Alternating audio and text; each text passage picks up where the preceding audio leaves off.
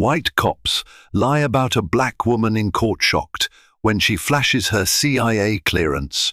They thought they had her cornered. 4 white police officers in crisp uniforms testified in a packed courtroom, each vowing they had witnessed a crime she never committed. The judge listened intently, a subtle frown on his face.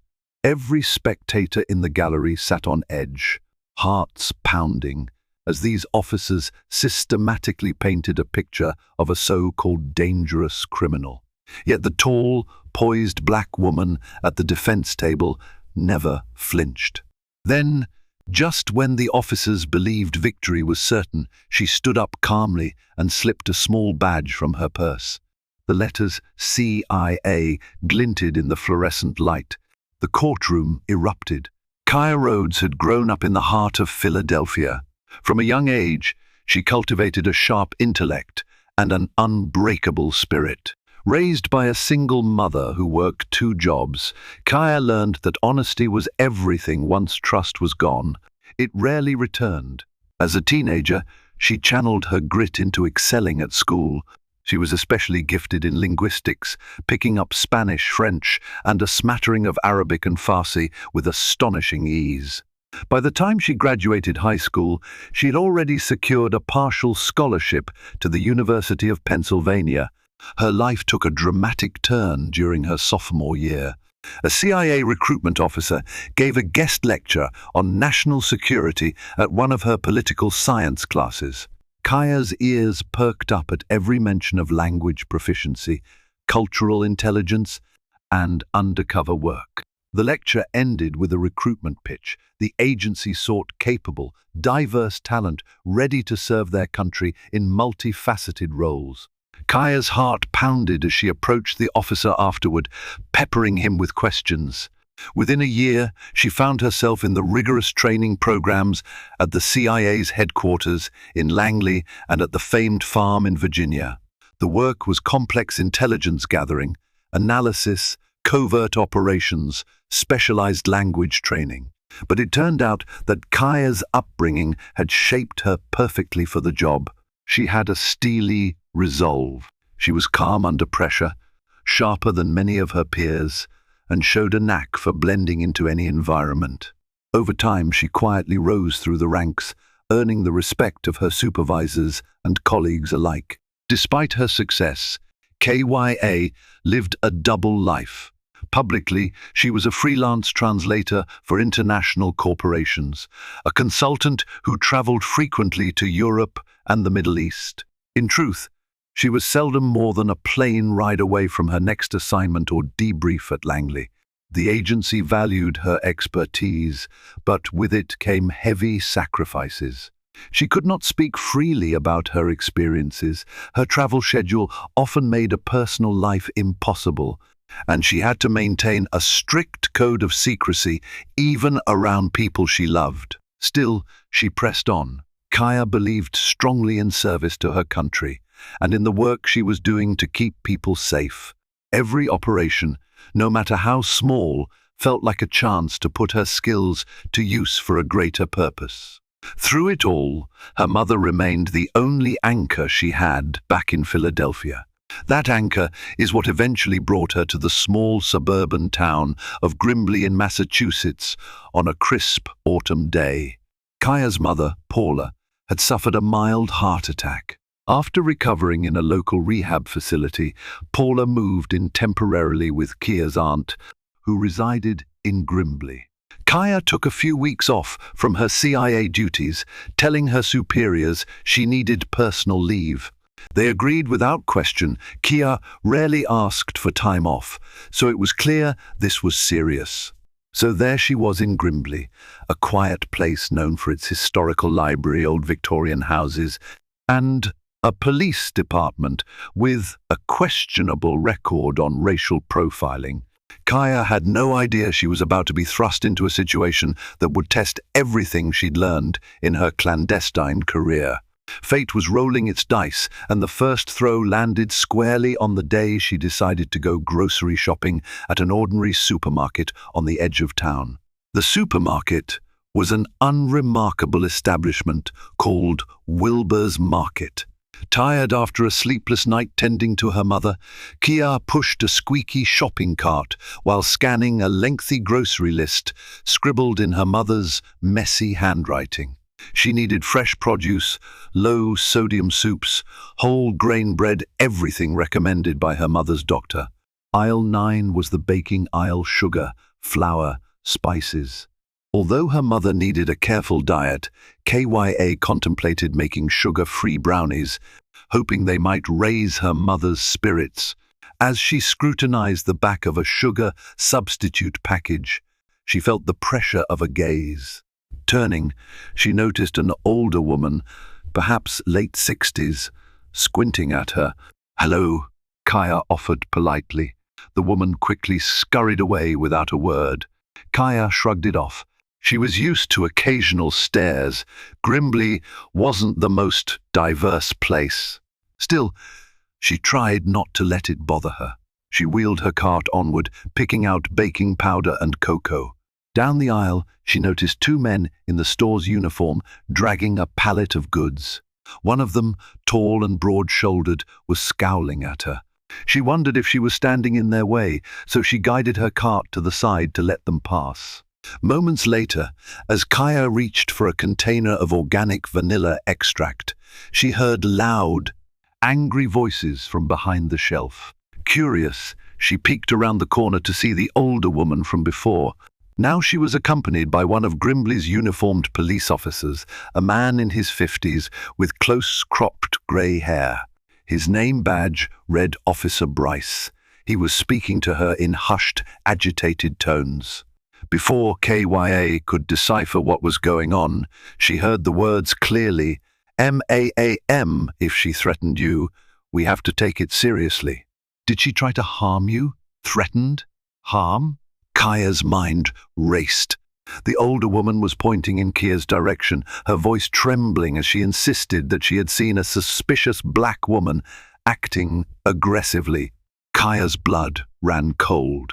She had done nothing more than greet the woman politely and attempt to buy groceries. Suddenly, the manager and the other employee came rushing from the back, whispering in the officer's ear. The rumor swirling around seemed to revolve around the idea that KYA was some sort of shoplifter or aggressor. Each retelling seemed to amplify the story. Perhaps the older woman's anxiety had taken on a life of its own. Unable to stand by, KYA calmly approached them. "Is there a problem, officer?" she asked, forcing a polite smile even though her heart hammered in her chest. Officer Bryce's eyes narrowed. "We've received a complaint that you were harassing a customer and acting belligerent. We also have reason to believe you might be stealing items." KYA blinked, stunned. "Excuse me, I haven't." She gestured to her shopping cart. Everything in it was neatly arranged, with no sign of theft. "You can check my receipt for anything you like." Officer Bryce clicked his tongue. "We're going to need to talk to you outside." The older woman nodded vigorously, her eyes still fixed on KYA. The two store employees hovered, uncertain. Kaya's hands clenched the handle of the cart. She was keenly aware that any sudden movement could be misconstrued. Her CIA training flashed in her mind. Remain calm, assess the environment, gather as much information as possible before reacting. She noticed the employees, the store manager, even other shoppers beginning to stare. "All right," Kaya said quietly. "Let's go." And so, in the middle of an ordinary afternoon, on an ordinary errand, Kaya found herself escorted out of the store by a policeman convinced she was a criminal. She had no idea that this incident was just the opening act in a far more sinister drama unfolding. Outside Wilbur's Market, the autumn wind whipped through the parking lot, scattering crisp leaves around parked cars. Kaya stood beside her cart, arms folded to keep warm. Officer Bryce instructed her to stay put while he radioed for backup. The older woman who had leveled the accusation watched from a distance, uncertain now that her claims were being taken so seriously. A small knot of curious onlookers gathered by the store's glass doors. Minutes later, a second patrol car pulled up. Out stepped 3 more officers, all white, wearing matching grim expressions.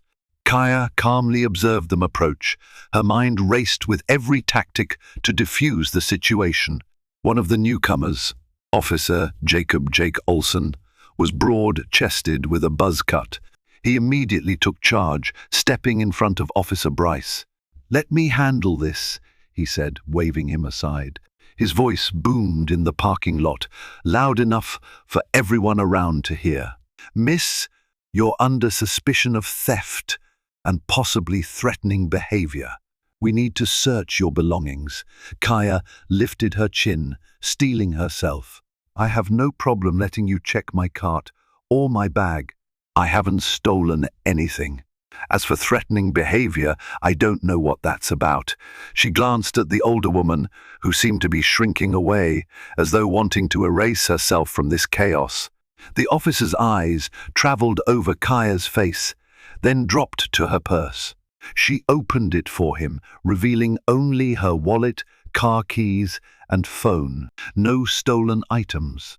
Yet the officers exchanged glances of stubborn mistrust. One of them pulled out a small notebook and began scribbling notes. Officer Olson pressed on. "We'll need to take you to the station for further questioning." "For groceries?" Kaya asked, her disbelief giving way to frustration.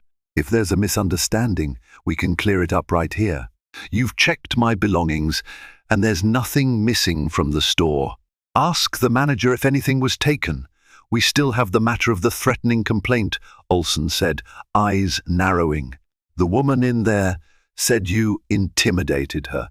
Kaya resisted the urge to scoff. She needed to remain composed. "She was staring at me in the aisle, so I said, 'Hello.' That's not a threat." Before she could blink, Officer Olson spun her around, yanked her arms behind her back, and clamped on handcuffs.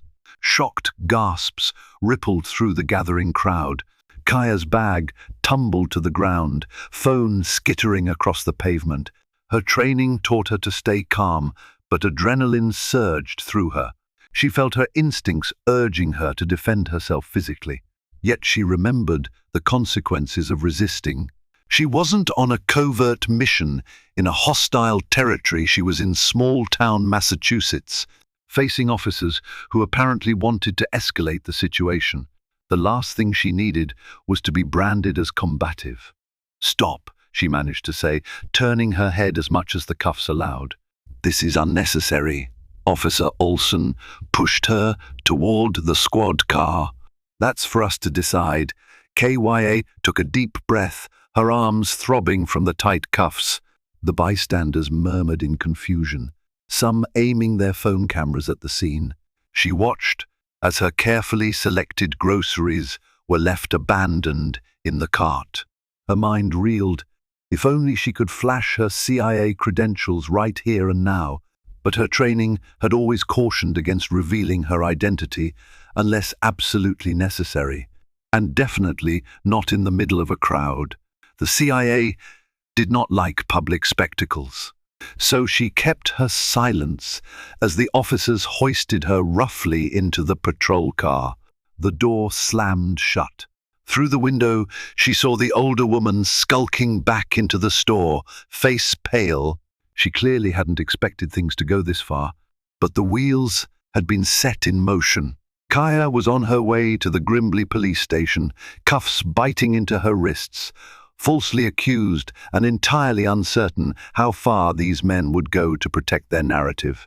Little did she know, their willingness to lie would surpass anything she had ever witnessed, and the fallout would be monumental. Arriving at the Grimbley police station was like stepping into a world where logic took a back seat to suspicion. The building itself was a squat concrete structure with narrow windows, exuding a sternness that matched the temperament of those inside. Kaya was led through a hallway of scuffed linoleum floors, past flickering fluorescent lights, until she reached a small holding area. They took her fingerprints, mugshot, and personal information. She clenched her jaw, fighting a mixture of anger and incredulity. Still handcuffed, she tried to explain to the officer processing her that it was all a misunderstanding. Her pleas fell on deaf ears. A short time later, she was ushered into a cramped interrogation room with off-white walls and a single table. Officer Olson and two other officers, Sergeant Levin and Officer Bryce, entered. Olson took the lead. "Name," he demanded.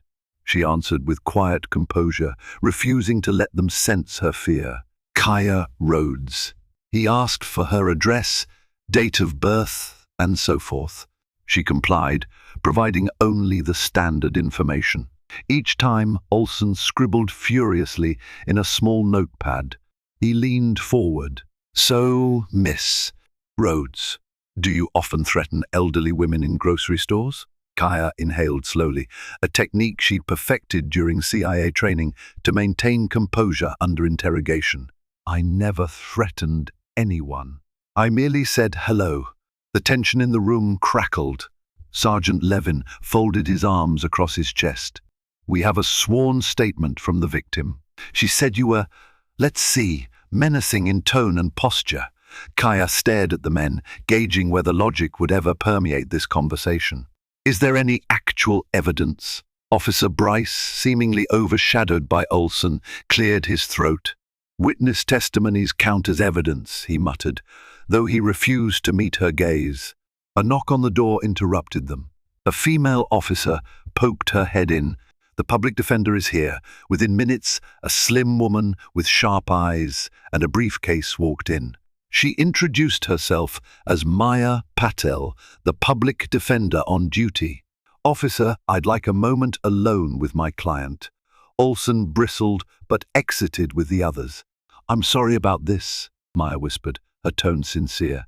"Grimbley Police Station has a bit of a reputation for, let's say, overzealous policing. There's word on the street about potential corruption, but it's tricky to prove." KYA eyed her cautiously. "What's going on here exactly? I didn't steal anything or threaten anyone. This entire situation is baseless." Maya nodded, flipping open a file. "Their report states that you verbally harassed and threatened an elderly female customer and were caught attempting to leave the store with unpaid merchandise. Honestly, I've seen them pull stunts like this before, especially targeting people of color. It usually ends up with them dropping charges once they realize they can't prove anything. But sometimes they double down, particularly if they think you'll just plead out." Kaya exhaled. "I won't plead guilty to something I didn't do." Maya leaned in, voice hushed. "I need you to be prepared. If they sense you're determined to fight them, they might escalate. They'll pad the report with false claims or get their buddies to say they saw you do something you didn't. They're known for testillying." She paused.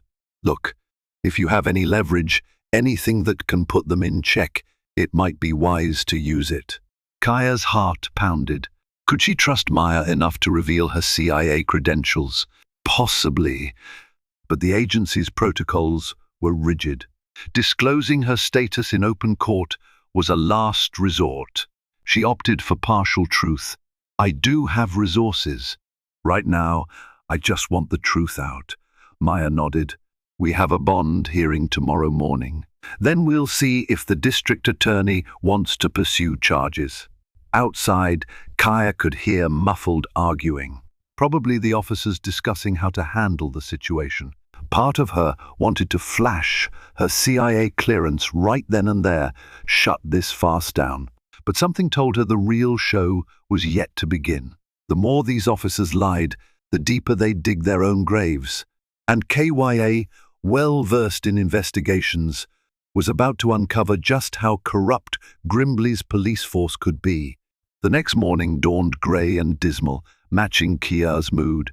After a sleepless night in a holding cell, she was led out by another officer and handed over to Maya Patel. Together, they walked to the makeshift courtroom in the same building. Grimbley Municipal Court was directly attached to the police station. The hearing was short and rife with tension. Officer Olson testified that KYA had initiated a physical and verbal assault on an elderly female, and that store employees confirmed the theft of merchandise. However, none of these alleged stolen items were presented as evidence. When asked to substantiate his claim, Olson waffled, stating that the store is still doing inventory checks. Maya Patel approached the bench. "Your Honor, we request release on her own recognizance. My client has no criminal record, and the prosecution has presented no tangible evidence of theft or threatening behavior." But the district attorney's representative, a sour-faced man named Martin Gray, insisted that the charges merited caution. "We recommend a set bail due to the seriousness of the allegations," he said, barely concealing his contempt. Judge Miriam Castle, a stern woman with silver hair pulled into a tight bun, looked at KYA over the rims of her glasses. "Do you have anything to say for yourself, Miss Rhodes?" Kaya rose. She felt her pulse flutter as the eyes of the courtroom pinned her in place. "I have no prior record, nor did I threaten anyone. I'm certain a review of security footage from the store will confirm this." The judge nodded. "That's reasonable, Miss Rhodes. I'll set your bail at $5,000. If the police can't substantiate their claims soon, the DA will need to reassess. Next hearing is scheduled for 2 weeks from today." With that, the gavel clacked. Kaya exhaled in relief, albeit partial. $5,000 was an inconvenience, but she could manage it. Maya gave her a reassuring nod. They would try to locate footage from Wilbur's Market as soon as possible. In the corridor outside, Officer Olson brushed past, locking eyes with KYA. His expression was ice-cold, tinged with a certain arrogance. "This isn't over," he muttered under his breath, loud enough for her to hear. Maya caught the exchange and pulled Kaya aside. "That officer has a reputation. He's been named in a few police brutality complaints that never went to trial. There's a rumor he's part of a ring of officers who falsify reports to cover each other. Keep your guard up." Kaya thanked her, the knot in her stomach tightening. She stepped out into the crisp air, free on bail for the time being. The day felt surreal, like she was living someone else's nightmare. By noon, she'd managed to wire the bail amount from her bank account, all while discreetly texting one of her CIA liaisons. Her message was carefully cryptic. "Encounter with local PD. Possible false charges. Will inform if further escalation." She knew they would pick up on the subtext. That evening, she returned to her aunt's house, trying to put on a brave face for her mother, who was distraught upon hearing the news. Paula insisted on calling a big-time lawyer, but Kaya declined for now. She wanted to handle matters quietly. Meanwhile, in the police station, Officer Olson was huddled with his colleagues. Fueled by inflated egos and a crooked sense of power, they drew up an official narrative to sink Kaya's case. Reports were typed up, peppered with exaggerations and half-truths, threatening posture, raised voice, uncooperative suspect, each lie layered on top of the other. A small part of Olson wondered if they'd bitten off more than they could chew.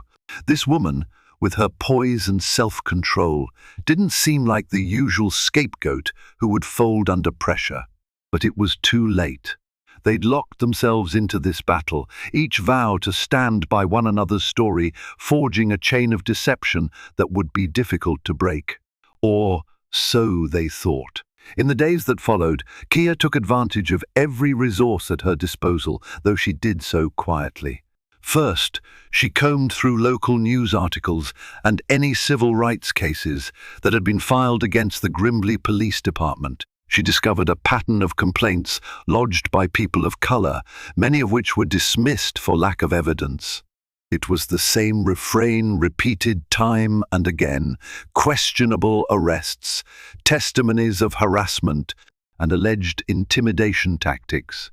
Next, she paid a quiet visit to Wilbur's market. Dressed in unassuming clothes and wearing a baseball cap, she slipped inside and looked around for store management. Instead, she found a young cashier with anxious eyes. Kaya approached her with a gentle smile. "Hi, I was here a few days ago. You might have seen the incident?" The cashier's face registered immediate panic. "Look, I don't want trouble. Officer Olson made it clear we shouldn't talk to anyone about it." Kaya nodded sympathetically. "I understand. I just want the truth to come out. If there's security footage from the store that day, it would clear my name." The cashier hesitated, glancing around to ensure no one was listening. "The store does have cameras. The police took copies of the footage right after it happened." Kaya's heart sank. So the police had the footage all along. If it had actually shown her committing a crime, they would have used it by now. The fact that it was nowhere to be seen suggested they were hiding it or had tampered with it. "Thank you," she whispered, leaving the cashier before anyone could notice the conversation. Undeterred, Kaya reached out to her CIA liaison in a more direct manner. This time, she secured an encrypted line. She explained the basics, that she was facing false charges, that local authorities might be tampering with evidence, and that she needed some behind-the-scenes guidance. The liaison, a calm voice named Anderson, promised to do a discreet inquiry. "We can't blow your cover unless it's absolutely necessary," Anderson reminded her. "But if this goes too far, we'll intervene." A new sense of determination fired within Kaya. She planned to appear at the next hearing with whatever evidence she could gather. If she could prove the existence of the store footage and show that it exonerated her officer Olson, and his cronies might be forced to withdraw their lies. But something nagged at her.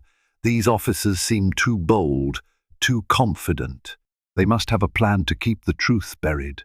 Sure enough, their next move came just a few days before Kaya's scheduled court appearance. Late one evening, Kaya was walking to her car after visiting her aunt's restaurant supply store, intending to pick up some healthy ingredients for Paula's meals. The parking lot was dimly lit, and only a few cars remained. She heard footsteps behind her, heavy, purposeful. She spun around, adrenaline surging. Two figures emerged from the shadows. They wore civilian clothes, but Kaya immediately recognized them as two of the officers who had been in the courtroom, Officer Bryce and Sergeant Levin. "Evening, Miss Rhodes," Bryce said, trying to sound casual, but his voice carried an undeniable menace. Levin simply stood with arms crossed, glaring. "Is there a problem, officers?" Kaya asked, forcing her voice to remain steady. Bryce stepped closer. "We heard you've been snooping around Wilbur's." Asking questions, his lips curled into an unpleasant sneer. "I'd be careful if I were you." Levin cracked his knuckles. "People who go poking their noses into police business sometimes end up in places they don't want to be." Kaya's throat constricted. She knew they were trying to intimidate her into backing down. After a brief silence, she mustered her calmest tone. "I'm not poking my nose into anything. I'm simply gathering evidence that proves my innocence." Bryce's eyes narrowed. "Let's be clear, we're the law around here. Don't make the mistake of thinking anyone will believe your story over ours. You won't find that footage you're hoping to get. It's gone." A cold wave of dread washed over Kaya. She suspected as much, that the footage might be destroyed or doctored. But hearing it confirmed felt like a punch to the gut. The men stepped back, as though they believed their message was sufficiently delivered. Kaya watched them walk away, her heart pounding. She climbed into her car, locked the doors, and let out a shaky breath. They had practically confessed to tampering with evidence. But they also made it clear no one would stand against them, at least.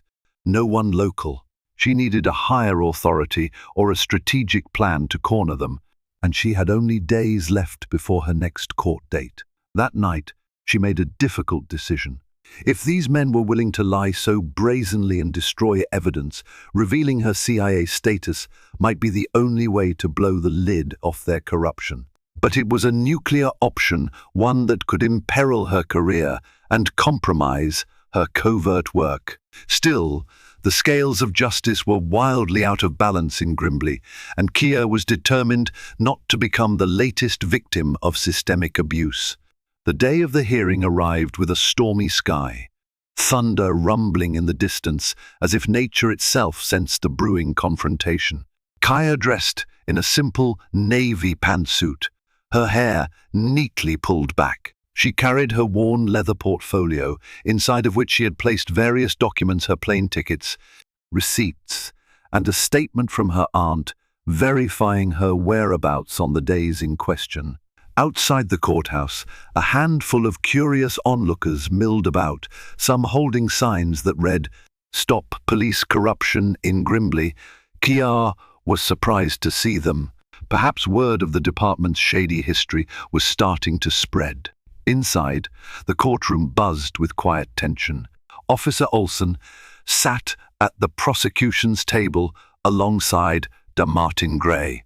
Behind them stood Officer Bryce, Sergeant Levin, and a few other uniformed cops. Their expressions were a mixture of smug confidence and simmering hostility. The older woman who had first accused KYA was notably absent, though. When the judge called the session to order, Maya Patel opened her remarks by stating that KYA was innocent of all charges, pointing out the glaring lack of forensic evidence or witnesses beyond the officers themselves.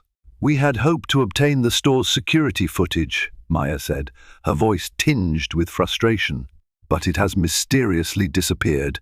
Judge Castle frowned. "Mysteriously disappeared? Did the store confirm this?" "The store's management says the police took the initial footage, but that the backup system allegedly malfunctioned. They cannot locate the files." Murmurs rippled through the gallery. Kaya watched Olson shift in his seat, a slight smirk on his lips. But if he was expecting her to cower, he was sorely mistaken. De Grey stood up, clearing his throat. "Your Honor, we have multiple police officers ready to testify that Miss Rhodes threatened an elderly woman and attempted theft. The physical evidence is not necessary when we have consistent eyewitness accounts from credible law enforcement." Judge Castle peered over her glasses. "Officers, please step forward." Olson took the stand first. He spoke in a rehearsed manner, systematically describing how he supposedly saw Kaya raise her voice, corner the old woman, and then conceal items in her purse.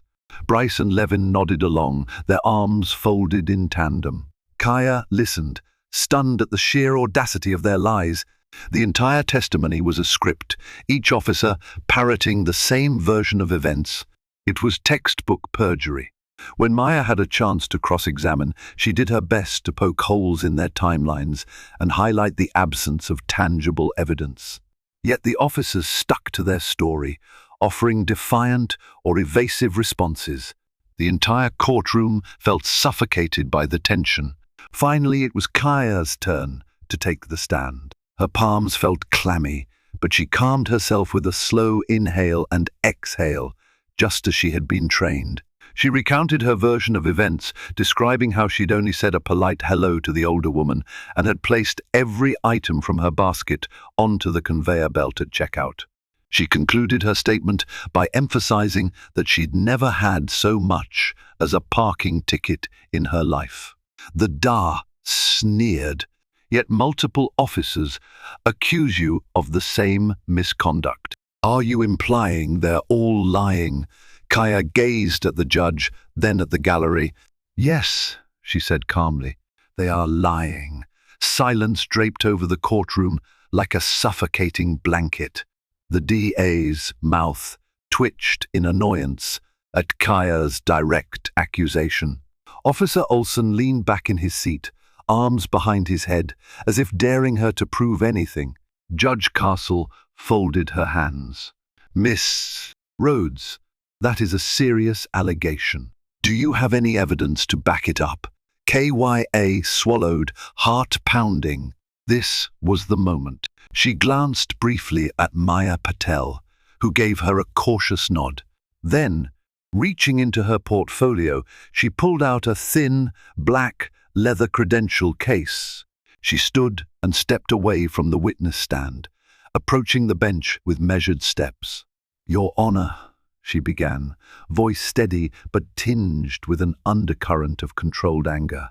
"I have served this country for almost a decade in a capacity that demands confidentiality and involves sensitive information. I had hoped to resolve this matter without revealing my position. However, these officers have systematically destroyed evidence and presented false testimony. Therefore, I have no choice but to disclose my status in order to seek justice and protect myself." She opened the credential case and carefully handed it to Judge Castle. The judge's eyes flickered in surprise. She raised her eyebrows, scanning the embossed letters, Central Intelligence Agency. Credentials verifying Kaya Rhodes's active clearance level. A hush fell over the gallery. One could hear the faint rustle of clothing and the muffled gasp of a shocked spectator. Even the Dar looked taken aback, fumbling with his notes. Officer Olson's bravado dissipated in an instant. His face contorted into a grimace, as though he realized he was facing an opponent far more formidable than a random civilian. Judge Castle cleared her throat, her composure wobbling momentarily. "Miss Rhodes," she said carefully, returning the credentials, "I understand the gravity of this revelation. For national security reasons, I'll respect any limitations you have on discussing your work. But can you clarify how this affects your testimony?" Kia slid the credentials back into her portfolio. "Yes, Your Honor. My position requires a thorough background check, psychological evaluations, and continuous updates on my behavior. If I'd been accused or even suspected of assault or theft, it would have flagged me immediately. Beyond that, I am trained to detect deception, gather evidence, and document incidents with a level of meticulousness these officers clearly underestimated. I can provide character references from high-ranking officials if needed." A storm of whispered conversations erupted in the courtroom. The judge banged her gavel. "Order!" Struggling to regain control, de Grey tried to redirect attention. "Regardless of your background, Miss Rhodes, you could still commit a crime." Kia turned to him, eyes steely. "Indeed, that's true. But let's think logically. If I had stolen items or threatened someone, why would I reveal a CIA affiliation that can be easily verified, risking my career and potentially exposing covert operations?" Gray shifted uncomfortably. Olson and his fellow officers looked as though they'd swallowed their tongues. Their orchestrated plan to paint Kaya as a common criminal was collapsing. Judge Castle called for a short recess, presumably to deliberate on how to proceed with this new revelation. As people dispersed, the tension in the room gave way to buzzing excitement. Everyone knew this case had just taken a dramatic turn, and for once, it seemed like the truth was in Kaya's favor. During the recess, Maya Patel whisked Kia into a nearby conference room. Her eyes sparkled with cautious optimism. "That was one hell of a revelation," she breathed. "I had no idea you were well, that you had such clearance." KYA lowered her gaze. "I'm sorry for springing that on you. I was hoping we could win without using it, but they left me no choice." Maya nodded. "I understand. That's going to turn this entire trial on its head. The prosecution will scramble, and the judge can't ignore the potential ramifications of cops lying under oath against a federal operative." A knock at the door interrupted them. It was a bailiff, informing them that the judge had requested Kia stay put for a few extra minutes while she spoke to the Dar privately. Kaya used the moment to sip some water and gather her thoughts. Adrenaline still coursed through her veins. She had effectively blown her cover on a national level, at least in a small Massachusetts courtroom. The knowledge weighed heavily on her, but at least it was for a just cause. When the session resumed, the gallery was fuller than before. Word of the dramatic twist had apparently spread throughout the courthouse. Judge Castle's face was grim. She rapped her gavel to restore order. "I've spoken with the district attorney. Miss Rhodes, your CIA credentials are duly noted. However, we still have allegations on the record from multiple officers. The question remains whether those allegations are truthful. Therefore, we will continue the hearing." The DA stood, clearing his throat nervously. "We intend to call Officer Olson back to the stand for further testimony." Officer Olson rose, but his former swagger was gone. He took the stand, cleared his throat, and tried to stick to the script. "Yes, miss."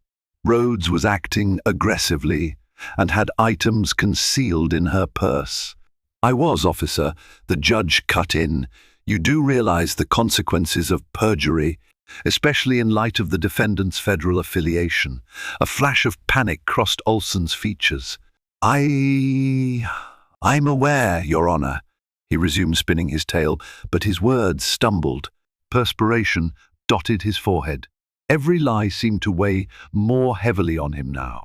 Maya Patel Cross examined him fiercely. "Officer Olson, you claimed you witnessed Miss Rhodes stash merchandise in her purse. Exactly what items did you see her take?" Olson swallowed. A box of sugar substitute and maybe some flour." Maya's eyebrows arched. "You're not sure?" the officer stammered. It was a chaotic moment. Maya flipped through documents. "Our store receipt from that day shows Miss Rhodes purchased sugar substitute and flour. So you're suggesting she stole items she actually paid for?" Olson's voice wavered. She must have put them back before checkout." The stench of desperation was palpable. And the more Olson spoke, the more the gallery seemed to shift in their seats, sensing the unraveling. Even the DA looked uncomfortable, presumably aware that prosecuting a CIA employee on false charges could blow up spectacularly. Meanwhile, Kia observed the gallery. She spotted Officer Bryce and Sergeant Levin, both staring intently at Olson, perhaps silently urging him not to crack. But cracks were already forming in the facade they had constructed. All it would take was one final push for the entire structure to collapse. The tension in the courtroom grew heavier with every passing minute. The other officers, Bryce and Levin, had been called to testify next. Each repeated a similar story, yet now, under the glare of a skeptical judge and a determined defense attorney, their testimonies were littered with inconsistencies. They contradicted one another on basic details, which Kaya allegedly stole from, what she purportedly said to the older woman, and where each officer stood at different points in time. Maya pounced on each contradiction. "Officer Bryce, you stated you saw Miss Rhodes put the stolen items in her purse in aisle 6. "Officer Levin," said aisle 9. "Which is it?" Bryce faltered. I might have mixed up the aisle numbers. It all happened so fast that all three of you managed to see the same non-existent theft from different aisles." Maya pressed, her voice dripping with sarcasm. Beads of sweat formed on Bryce's brow. He glanced at Levin, who was tugging nervously at his collar. Neither officer seemed prepared to handle this level of scrutiny, especially given the new gravity added by Kaya's federal background. Suddenly, the judge interjected. "Officers, the first suggest you each consider the ramifications of giving false testimony. I will not hesitate to hold you in contempt if I find evidence that you are lying. We're here to uncover the truth." De Grey tried to salvage his case. "Your Honor, police officers often have to recall events in chaotic situations. Minor discrepancies can occur. Judge Castle lifted a hand to halt him. Minor discrepancies, yes, but these are substantial differences. We also have no physical evidence. No stolen items were recovered, and apparently no store footage. From the back of the courtroom, a new voice suddenly rang out. "That's not exactly true, Your Honor." Heads turned, and the bailiff stepped aside to admit a short, bespectacled man holding a laptop. He wore a Wilbur's Market name tag that read, "Kevin Morales, its specialist." His voice shook slightly, but his gaze was resolute. Maya Patel blinked. "Your Honor, permission to hear from this new witness." Judge Castle glanced at Kevin and then nodded. "Step forward." Kevin approached the front, carefully setting his laptop on the witness podium. "I work for Wilbur's corporate department," he explained. "We have a backup cloud server for all store camera footage. When the Grimbley police came to take the footage, they took the local server files, but they didn't know about the backup cloud system. I pulled the video after hearing about the court case. It took me a while to locate it, but here it is." A rush of excitement rippled through the gallery. Officer Olson and his cronies stared at Kevin, eyes wide, as though they were seeing a ghost. Kaya's heart hammered. This was the break she had hoped for, but hardly dared believe would happen. Judge Castle leaned forward. "Mr. Morales, are you telling this court that you have the store's security footage from the date in question?" Kevin nodded. "Yes, Your Honor. It clearly shows Miss Rhodes browsing items in aisles 8 and 9. She says a quick hello to an older woman who looks startled, but Miss Rhodes moves on without confrontation. Then you see her proceed to the checkout lane, scanning and paying for every item. There's no theft, no threatening behavior. The judge exhaled a soft sigh, relief or exasperation, or both. "May I see this footage?" "Of course." Kevin opened the laptop, cued the video, and angled the screen so the judge and the attorneys could see. Silence filled the room as they watched. Only the clicks of the trackpad and the low hum of the ceiling lights broke the hush. The video, though not high resolution, clearly captured KYA's calm demeanor. She indeed greeted the older woman politely, who appeared to recoil in fear. There was no theft, no aggression, nothing to warrant an arrest. Maya Patel glanced at Kia, a triumphant spark in her eye. Kaya remained composed, though inwardly she felt a massive weight lifting from her chest. Finally, the unvarnished truth was laid bare.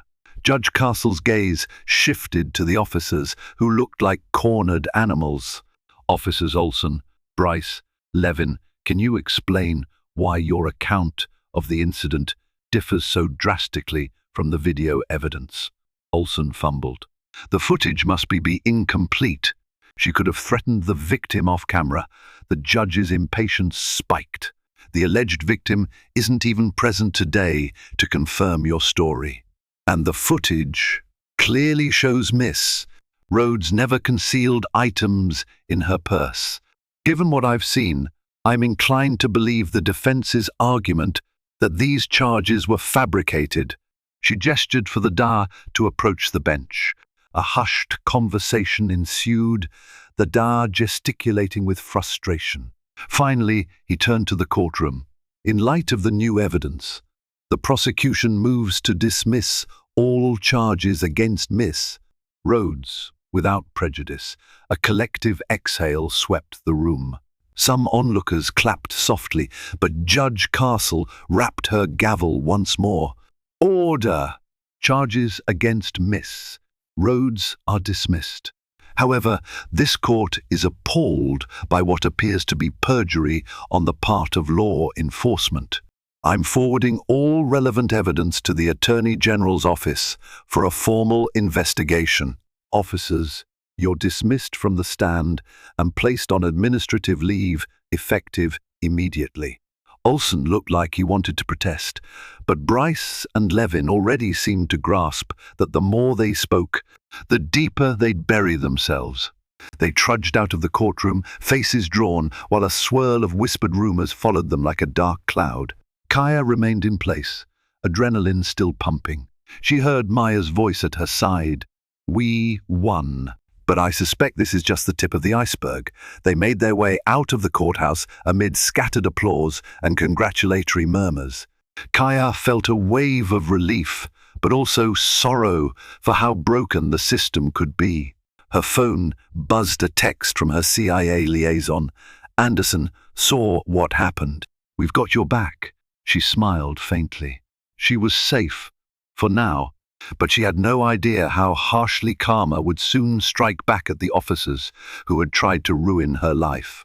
In the weeks that followed, the fallout was swift and severe for Officers Olson, Bryce, Levin, and even a few others who had backed their fabricated story. An internal affairs investigation, fueled by the shocking revelation in open court, spiraled into something much larger.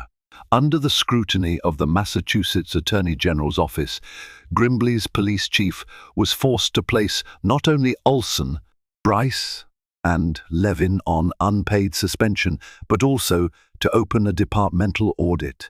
What investigators found was a tangled web of misconduct, doctored reports, intimidation tactics, and collusion with store managers and local residents to bring false charges against people of color. Many of these cases were either dropped or had ended in plea deals. Each new file turned over cast the Grimbley Police Department in an increasingly damning light. The media latched onto the story with fervor, using real names and official statements to lend credibility. The Boston Globe published an expose titled "Rot in Grimbley, a small-town police scandal unfolds." The front-page piece cited Kaya's case as the catalyst for the entire investigation, praising her courage and revealing just enough of her background to highlight the gravity of perjuring themselves against a CIA officer. In the midst of the upheaval, Kya tried to return to some semblance of normalcy. She resumed her duties, though her CIA superiors made it clear they would keep her stateside until the dust settled.